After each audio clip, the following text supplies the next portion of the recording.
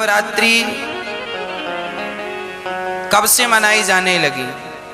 ये नवरात्रि जिनकी आप पूजा करते हैं ये कौन है? नवरात्रि क्यों मनाई जाती है? कब से मनाई जाती है? क्या कारण है?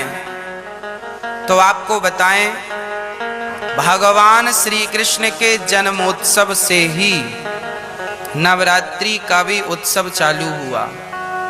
ये जो देवी माँ है ना, जिसे हम नवरात्रि 9 देवियां कहते हैं, ये किनकी पुत्री हैं? ये माता यशोदा की पुत्री हैं। इनका एक नाम है योग माया। इनका नाम क्या है? योग माया। जब भगवान श्री कृष्ण का जन्म इस धरती पर हुआ, कृष्ण बनकर आए, तो भगवान ने अपनी माया से कहा, देवी आप भी जाओ, क्योंकि आपके बिना हमारी लीला संभव नहीं है। तो भगवान श्री कृष्ण ने तो माता देवकी के गर्भ से जन्म लिया और योग माया ने माता यशोदा के गर्भ से जन्म लिया। और जब श्री कृष्ण को वसुदेव जी ने रखा तो उस कन्या को लेकर आए। माया, योग माया ने कहा, प्रभु हम आपका इतना बड़ा काम करेंगी, हमें क्या मिलेगा? तब भगवान कृष्ण बोले, देवी हमें लोग साल में एक बार कृष्ण जन्माष्टमी के दिन व्रत रखकर पूजेंगे और तुम साल में 2-2 बार नव देवी के रूप में पूजी जाओगी। यही तुम्हारे जाने का प्रतिफल है। वह भगवान माता योग माया को भेजते हैं। और जब कंस कृष्ण को रखकर देवी को लाए, तो कंस को पता चला 8वें गर्भ में बेटी नहीं बेटा हुआ है। तो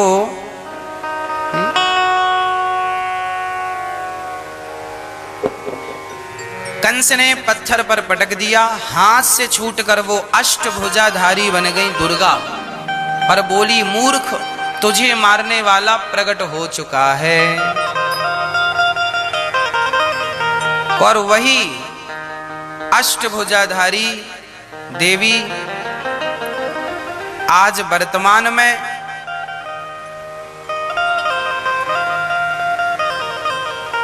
यहां से मथुरा से जाकर आप पर्वत में जाकर विराजमान हो गई।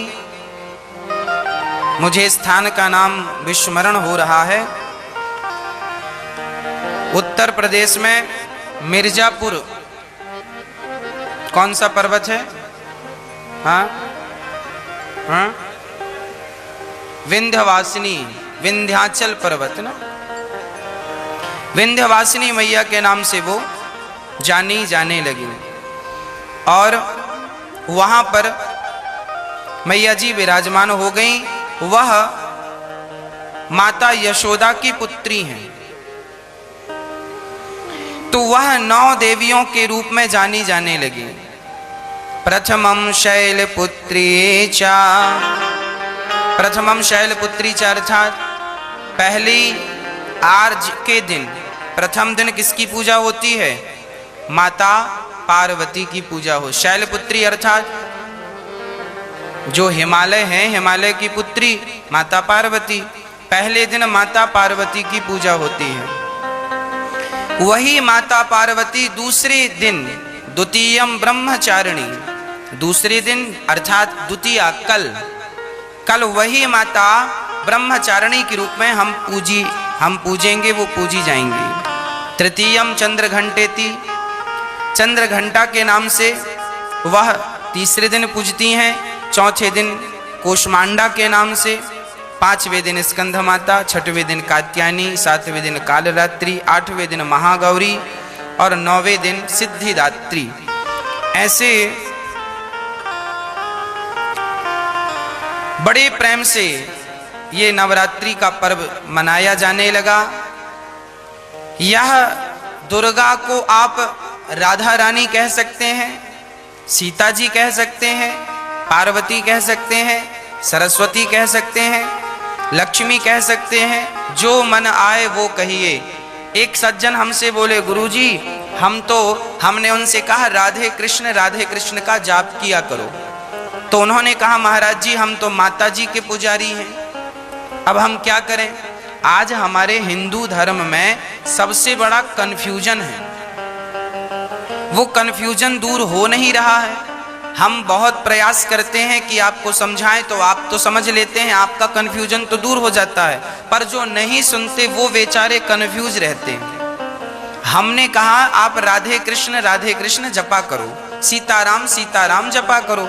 उन्होंने कहा महाराज जी हम तो माता जी के पुजारी हैं। हमने कहा भैया ये जो राधे कृष्ण में जो राधा है यही तो माता है, सीताराम में जो सीता है यही तो माता है, लक्ष्मी नारायण में जो लक्ष्मी है यही तो माता है। जो नवरात्रि की देवियां हैं ये कौन है? इन्हें आप राधा के रूप में भी देख सकते हैं, ये राधा ही तो है। योग माया कौन? भागवत जी में आगे आएगा, योग माया मुपाश्रिता, अर्थात भगवान ने श्री राधा रानी को योग माया के नाम से संबोधित किया है। योग माया कौन है? श्री राधा रानी। और राधा रानी कौन है? महालक्ष्मी। महालक्ष्मी कौन है? सीता जी। एक बार वो सीता बनी, एक बार वो राधा बनी, वही महालक्ष्मी है, महागौरी है, महादेवी है, वही नवरात्रि है। तो कुछ भी अलग नहीं है। सीताराम कहो, राधे श्याम कहो, जो सीता है वह नवरात्रि की देवियां हैं। 9 नाम से पुकारी जाती हैं, 9 दिन पूजी जाती हैं। है देवी एक ही, पर 9 नाम से पुकारी गई तो एक एक नाम को एक एक दिन की पूजा से हम मनाते हैं। है एक ही, पर 9 भागों में 9 नामों से विभक्त हैं। तो भगवान श्री कृष्ण का जब जन्म हुआ तब इनका भी जन्म हुआ। और आज प्रथमम शैलपुत्री चा, आज वही लक्ष्मी क्या बन के पूजेंगी? आज वही लक्ष्मी माता पार्वती बन करके पूजेंगी, जगत जननी कहलाएंगी। आज उनके हम पार्वती स्वरूप का पूजन करेंगे। तो आप लोगों को घर में दीपक जलाकर आज माँ भगवती का ध्यान, लक्ष्मी जी का ध्यान करना चाहिए। हे माँ, हमारे घर में ये आपका ही घर है, आप हमारे मन मंदिर में आकर बैठ जाइए। हम सदा आपकी आराधना करते रहें और हमारे घर में ये खुशियों का दिया सदा जलता रहे, ये ज्ञान का, ये भक्ति का दीपक सदा प्रज्वलित होता रहे। आज के दिन आपको राम रक्षा स्तोत्र, नारायण कवच का पाठ करना चाहिए। जो भी पाठ करेंगे, कुछ ना आवे तो श्रीमन नारायण आप आज श्रीमन नारायण का जाप करें तो वह नारायण का जाप भी सिद्ध होगा। आप यदि ओम नमः शिवाय का भी जाप करें तो आज जो भी जपेंगे वो सिद्ध होगा। आप ओम नमः शिवाय जपें या गंग गणपतये जपें या दुर्गा माता जी का मंत्र जपें या फिर आप श्रीमन नारायण जपें, जो भी आज जपेंगे, आज मतलब 9 दिन तक निरंतर, वो आपका सिद्ध। इसलिए ये 9 दिन विशेष पूजा पाठ के लिए निकाले जाते हैं। साल भर आप फुर्सत नहीं पाते, समय मिलता नहीं है, 9 दिन का समय निकाल लो और पूर्ण रूप से भगवान के होकर भगवान की शरण में रहो। ये नवरात्रि है, ठीक है। जो आप जपेंगे उसमें आपको सिद्धि प्राप्त होगी। तो इसलिए इन 9 दिनों में बहुत अच्छे से हमें अपना जीवन आनंद पूर्वक व्यतीत करना चाहिए। और यहाँ पर एक संकेत भी है कि दुनिया वालों, नवरात्रि में जिन कन्याओं को बुला बुला कर, पांव धोकर, माहौर लगाकर जिनकी पूजा करते हो, जिन्हें दक्षिणा देकर विदा करते हो, खीर पूड़ी खवाते हो, उन कन्याओं को केवल एक दिन के लिए देवी ना मानो, सदा सदा के लिए नारियों को देवी मान के उनकी सेवा, उनका सम्मान करो। नारी का सम्मान सदा लक्ष्मी मान के आप आज नवरात्रि में एक लड़की का आप सम्मान करते हैं देवी मानकर, और नवरात्रि जाने के बाद उसी नारी का आप अपमान करते हैं, तो ये तो कोई बात हुई नहीं। नारियों का सदा सम्मान बना रहे। देखो हमारे सनातन धर्म में नारियों का कितना बड़ा आदर है, कितना बड़ा सम्मान है। दुनिया के किसी धर्म में, मजहब में नारियों का इतना बड़ा सम्मान नहीं है। हमारे यहाँ भगवान मानकर नारियों को पूजा जाता है, देवी मानकर पूजा जाता है। और केवल नवरात्रि में नहीं, नवरात्रि आई तो नवरात्रि के द्वारा तुम ये मान लो कि भाई ये सदा सर्वत्र पूज्य है। नारी तो सदा पूज्य है, केवल नवरात्रि में नहीं, ऐसा नहीं, सर्वत्र सब जगह हमेशा 365 दिन। तो नवरात्रि की बड़ी महिमा है। इन नवरात्रियों का पूजन भागवत जी में आता है कि भगवान श्री कृष्ण के जब जामवंत जी से युद्ध करने भगवान गए, तब उनकी अनुपस्थिति में 9 दिन का द्वारिका में एक महायज्ञ हुआ था देवी जी को प्रसन्न करने के लिए। तो नवरात्रि तो भगवान श्री कृष्ण भी मनाते थे, नवरात्रि तो भगवान श्री राम भी मनाते थे। पहले दिन एक कन्या को भोजन कराना चाहिए, एक से ज्यादा भी हो जाए चलेगा, कम से कम एक। पहले दिन हमेशा एक कन्या, दूसरे दिन 2 कन्या, तीसरे दिन 3 कन्या, चौथे दिन 4, 5वें दिन 5, छठे दिन 6, 7वें दिन 7, 8वें दिन 8 और 9वें दिन 9 कन्याओं का भोजन करें। और यदि कन्या ना मिले तो कोई बात नहीं, अपनी माँ के चरण धोकर अपनी माँ को श्रद्धा से भोजन कराओ, ये सोचकर कि ये भगवान है, माँ है। माँ आपके घर में कन्या ना हो तो माँ तो है, तो माँ की चरण धोकर माँ का सम्मान कीजिएगा, ठीक है। ये नवरात्रि में देवी का पूजन, तो देवी तुम्हारी माँ देवी नहीं है क्या? क्यों? माँ से बड़ी कोई देवी है? इसलिए अपनी माँ। कई लोग ना अभी इस नवरात्रि में तो नहीं, जो अगली नवरात्रि आएगी वो नवरात्रियों में, उस नवरात्रियों में लोग माता जी घर घर बिठाते हैं, हर गली चौराहे में माता जी बैठती हैं ना। हम कहते हैं कि आप मिट्टी की माता जी बनवा के बिठाते हैं, अच्छा है, सम्मान कीजिए, श्रद्धा रखिए, अच्छा सब ठीक है। पर वो माता जो मिट्टी की बनी है, उन माता में श्रद्धा तो रखिए, पर उनसे ज्यादा उस माता में श्रद्धा रखिए जो परमात्मा ने बनाई है, जिसे आप अपनी माँ कह के बुलाते हैं। माता, उसका तो असली नाम माता ही है, माँ है। विडंबना तो ये है कि आज लोग मंदिरों में जाके माता जी को तो जल चढ़ाते हैं, माता जी की जय जयकार करते हैं, पर खुद की माता जी भूखी मर रही हैं, खुद की जन्म देने वाली माता प्यासी मर रही हैं, और आप जय माता दी के नारे लगा रहे हैं। इससे फायदा क्या है ये बताइए। कई लोग ना बड़ी होड़ करते हैं, खासकर नवरात्रियों में। क्या होड़ करते हैं कि उन्होंने भंडारे में 50,000 खर्च किया, हम 1 लाख का भंडारा करेंगे। उस कॉलोनी में 2 लाख का भंडारा हुआ, हम 3 लाख का भंडारा करेंगे। क्या होगा इससे? तुम देवी को खुश कर लोगे? अरे ये ना देखो कि भंडारा कितना बड़ा करना है, ठीक है, जरूरतमंदों को भोजन कराना जरूरी है, ठीक है, कराना चाहिए, अन्नदान श्रेष्ठ दान है। पर ये मत भूलिए कि आप अपनी 50,000 का भंडारा तो आप करा रहे हैं, सबको खिला रहे हैं, पर खुद की माँ बुढ़ापे में अलग बनाकर खा रही है, तो आप कौन सी देवी को खुश कर रहे हैं? क्या आपके इस व्यवहार से आपकी खुद की माँ भूखी मर रही है और आप सबको भरपेट भोजन कराएं, क्या आपके इस व्यवहार से माँ भगवती प्रसन्न हो जाएगी? इसका विशेष ध्यान रखना चाहिए। और हम सभी को इंसानों को भगवान मानना चाहिए। किसको भगवान मानना चाहिए? हमारी माँ भगवान है, हमारे पिता भगवान है, हमारे पति भगवान है, हमारे गुरु भगवान है, हमारे अतिथि भगवान है। जो इनमें भगवान का दर्शन कर लेगा वो फिर पत्थरों में भी ईश्वर का दर्शन कर लेगा। जो इंसानों में ना कर पाया वो पत्थर कभी नहीं पूजता रहे, झूठा पूज रहा है, झूठे ही है ना। कबीर जी लिखते हैं कि पाहन पूजे हरि मिले, पाहन मीन्स पत्थर होता, पाहन पूजे हरि मिले, तो मैं पूजू पहाड़, तासे तो चक्की भली, जो पीस खाए संसार।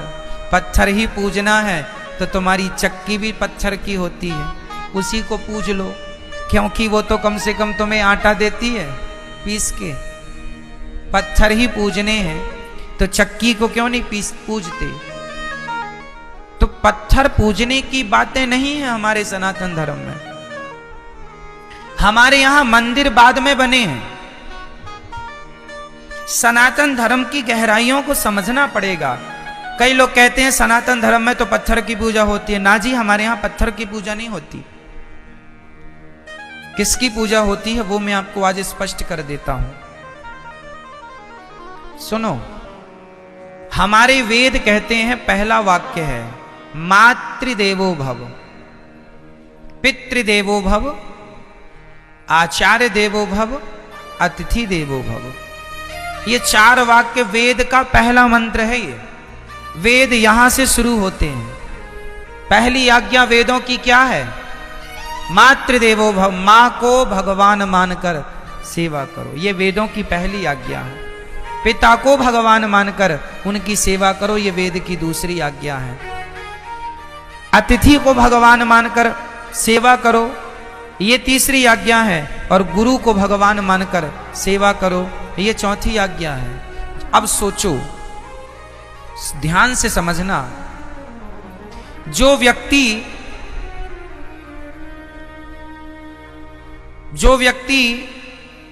पहाड़े में काखा गाघा को समझ लेगा, भाई अखबार में भी काखा गाघा ही लिखा है, पर अखबार के काखा गाघा को समझने के लिए पहले आपको कौन सा काखा गाघा पढ़ना पड़ेगा? स्कूल में जाकर। स्कूल में हमें बुक मिलती है, उसमें जो काखा गाघा लिखा है उसको पहले मास्टर जी समझाते हैं। जब आप स्कूल जाके काखा गाघा समझ लेंगे तो फिर अखबार का काखा गाघा समझ में आ जाएगा। यदि स्कूल में काखा गाघा समझ नहीं पाए तो अखबार आप पढ़ नहीं पाएंगे। अखबार पढ़ने के पहले आपको स्कूल जाके पढ़ना पड़ेगा। जो स्कूल ना जा पाए, जो नहीं पढ़ पाए, वो आज भी अखबार नहीं पढ़ पाते। क्यों जी? सत्य है। अखबार पढ़ने के पहले क्या पढ़ना पड़ेगा? स्कूल में जाके आपको अपनी शिक्षा पूरी करनी पड़ेगी, तब कहीं जाकर हिंदी का बोध होगा, तब हिंदी का अखबार पढ़ पाएंगे। इंग्लिश का बोध होगा, इंग्लिश का अखबार पढ़ पाएंगे। उर्दू का बोध होगा, उर्दू का अखबार पढ़ पाएंगे। अखबार पढ़ने के पहले कुल मिला के आपको पहले स्कूल जाना पड़ेगा। क्या ये बात सत्य है? बोलो हाँ या ना। उसी तरह जैसे स्कूल में काखा गाघा समझ लिया एक बार, उसके बाद दुनिया में कहीं काखा गाघा लिखा हो हम तुरंत समझ लेंगे। और स्कूल में नहीं समझा तुमने काखा गाघा तो फिर जमाने में लिखा तो है, तुम समझ नहीं पाओगे कि लिखा क्या है। आप देखो यहां बहुत कुछ लिखा है, कौन समझ पाएगा? जिन्हें अक्षरों का ज्ञान है। ज्ञान ही नहीं है, 52 अक्षर का कोई ज्ञान नहीं है, नॉलेज नहीं है, तो लिखा तो बहुत कुछ है, कहां कोई पढ़ पा रहा है। उसी प्रकार जैसे अखबार पढ़ने के पहले हमें स्कूल जाकर पढ़ना पड़ता है, उसी प्रकार पत्थर में भगवान है, पर पत्थर के भगवान को देखने के पहले अपनी माता के अंदर भगवान को देखना पड़ेगा। पहले अपने पिता के अंदर भगवान को देखना पड़ेगा। जो माता में भगवान को देख सकता है, जो पिता में भगवान को देख सकता है, जो गुरु और अतिथि में ईश्वर को देख सकता है, वही पत्थर में भी भगवान को देख सकता है। जो माँ में भगवान को ना देख पाया उसे पत्थर ही दिखेगा, तुम कितना भी पूजा करो। पत्थर है, कहते हैं, कहावत सुना होगी आपने, अनपढ़ के लिए काला अक्षर भैंस बराबर। अनपढ़ के लिए कहावत है काला अक्षर। सुनी कहावत ये वाली कि नहीं? क्या अर्थ है इस कहावत का? अनपढ़ है उसे तो काला काला दिख रहा है।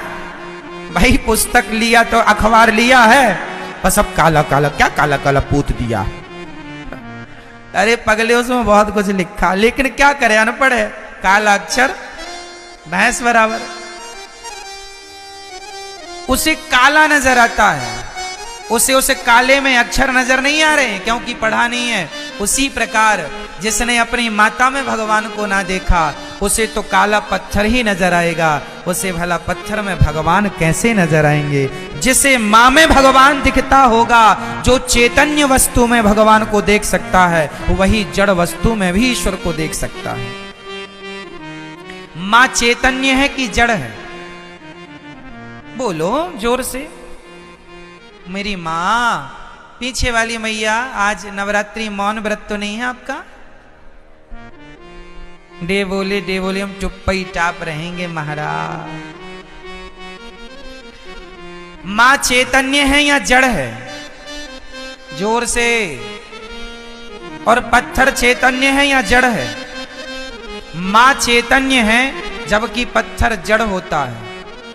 तो जो व्यक्ति चैतन्य मां में ईश्वर का दर्शन कर सकता है, जो चैतन्य में भगवान को देख सकता है, वही जड़ में भी भगवान को देख सकता है। जो चैतन्य में ना देख पाया, उसके लिए काला अक्षर भैंस बराबर है। कई लोग कहते हैं ना भगवान कहाँ है, ये सब वही लोग हैं काला अक्षर भैंस बराबर। भाई, हिंदी का अखबार पढ़ने के लिए कौन सा सब्जेक्ट पढ़ना पड़ेगा? बोलते चलो। हिंदी। इंग्लिश का अखबार पढ़ने के लिए इंग्लिश, उर्दू का अखबार पढ़ने के लिए तमिल का अखबार पढ़ने के लिए, बंगाली अखबार पढ़ने के लिए बंगाली। उसी प्रकार भगवान को पढ़ने के लिए भक्ति की पढ़ाई चाहिए, भक्ति की शिक्षा चाहिए। आपने भक्ति की पाठशाला में कभी आपने अध्ययन किया नहीं? तो भगवान तो जैसे अखबार में सब लिखा है, पढ़ना आना चाहिए। उसी प्रकार ईश्वर तो कण कण में लिखा है, बस पढ़ना आना चाहिए। ईश्वर तो हरि व्यापक सर्वत्र, हमारा कन्हैया तो घट घट में समाया है, बस तुम्हें पढ़ना आए। बस बैठेगी तुम्हारे हमारे जीवन में ये चौपाई, ये विचार ही तो है। तुलसीदास जी महान हो गए किससे? रामचरितमानस में विचार दे दिया उन्होंने। भगवान कृष्ण ने गीता में क्या दिया अर्जुन को? बोल दो। विचार ही तो हैं।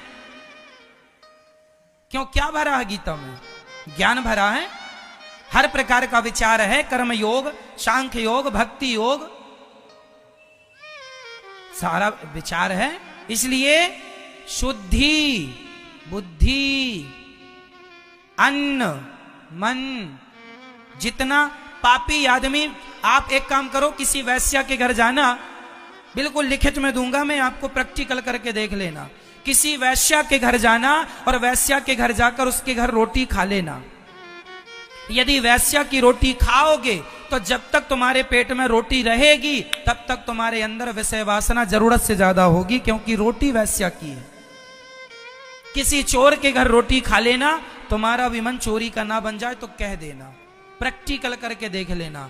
और किसी साधु के घर चले जाना और साधु की रोटी खा लेना, जब तक रोटी रहेगी तुम्हारे मन बार बार भगवान की तरफ जाएगा, बार बार मन भगवान में लगेगा। जैसा खाए अन्न वैसा रहे मन।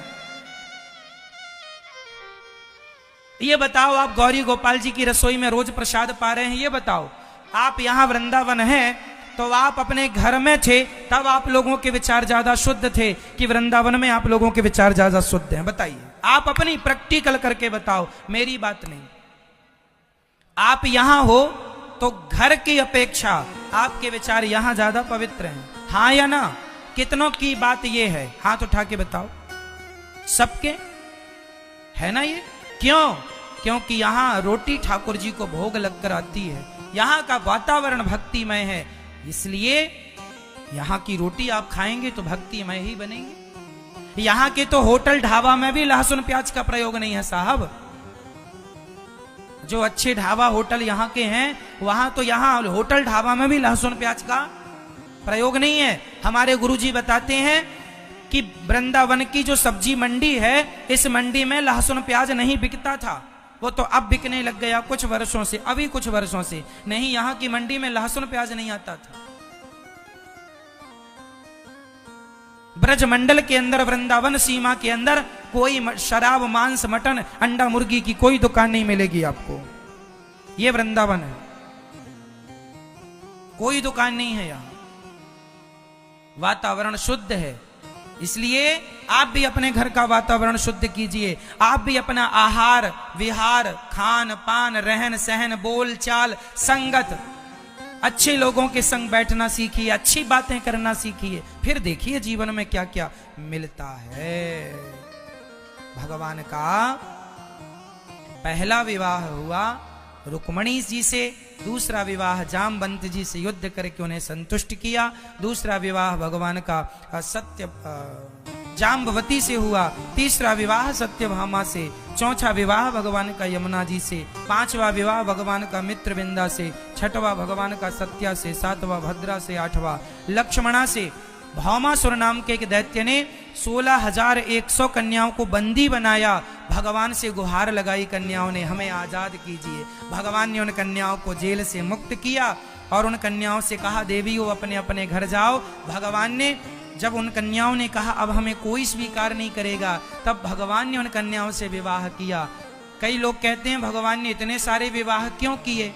अरे भाई, भगवान ने उन कन्याओं को जेल से मुक्त किया जिन्हें भौमासुर नाम के एक दैत्य ने बंदी बना लिया, तो जेल से मुक्त कर दिया। अब उन कन्याओं ने कहा कि हमें तो कोई स्वीकार करेगा नहीं, क्योंकि परपुरुष के संग पास रह के आई हैं।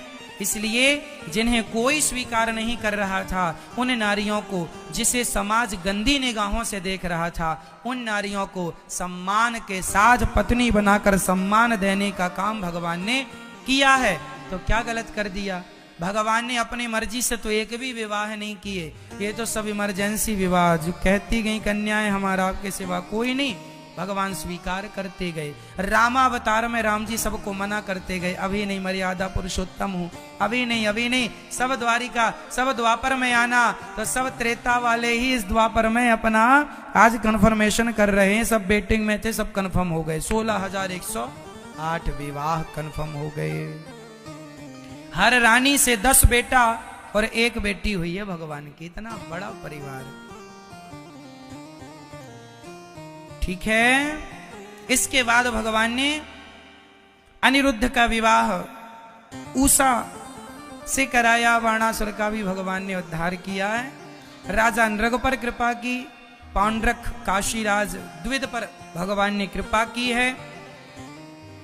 जरासंध को भगवान ने जेल में 20,800 राजाओं को मुक्त किया और भीम भैया ने जरासंध का उद्धार किया। इसके बाद कृष्णाय वासुदेवाय हरये परमात्मने प्रणतक्लेशनाशाय गोविंदाय नमो नमः।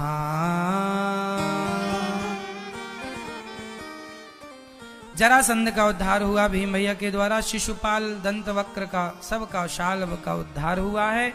युधिष्ठिर के यज्ञ में भगवान ने चरणों की सेवा की, ब्राह्मणों की।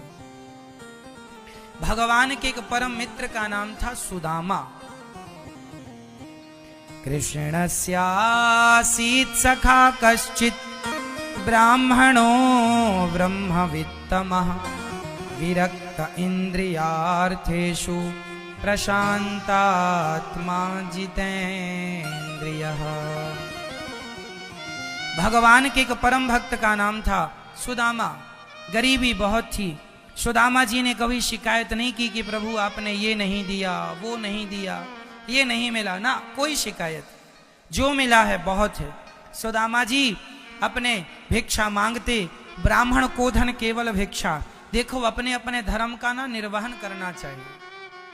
ब्राह्मण का काम है भिक्षा मांगना, इसलिए राजी मर्जी से भिक्षा मांग कर अपना भरण पोषण करो, कोई बुराई नहीं है। जैसे यदास अनिरुद्ध हम बचपन में भिक्षा मांगते थे, हमें कोई बुराई नहीं है इसमें, कोई लाज शर्म नहीं है इसमें, क्योंकि ब्राह्मण का शरीर है और ब्राह्मण का धर्म ही भिक्षा मांगना होता है, कोई बात नहीं। क्षत्रिय का धर्म जो है वो अपने धर्म का पालन करे, वैश्य अपने धर्म का और शूद्र अपने अपने, सब अपने अपने धर्म का पालन करने लग जाएं, व्यवस्थाएं बन जाएंगी। सुदामा भिक्षा मांगते हैं, गरीबी में जीवन गुजार रहे हैं, पर धन्य है सुदामा, शिकायत नहीं है कि विधाता तुमने नहीं दिया, मैं गरीब रहूं, अमीर रहूं, फर्क नहीं पड़ता, पर भगवान से शिकायत ना करूं कि प्रभु तुमने इतनी गरीबी दी। अरे हमारे कर्मों के अधीन गरीबी और अमीरी होती है। सुख दुख किसके अधीन है? कर्मों के। तुमने कोई बुरे कर्म किए होंगे सो तुम्हें दुख मिल रहा है। सुदामा ने किसी जन्म में कोई कर्म किया होगा। कहा जाता है कि सुदामा जी जब छोटे से थे ना तो भगवान श्री कृष्ण के चने चुरा कर खा लेते थे। ये कथा बचपन की है, जबकि ये कथा सत्य नहीं है, इस पर हम मोहर नहीं लगाते। फिर ये कथा है, ये कथा जरूर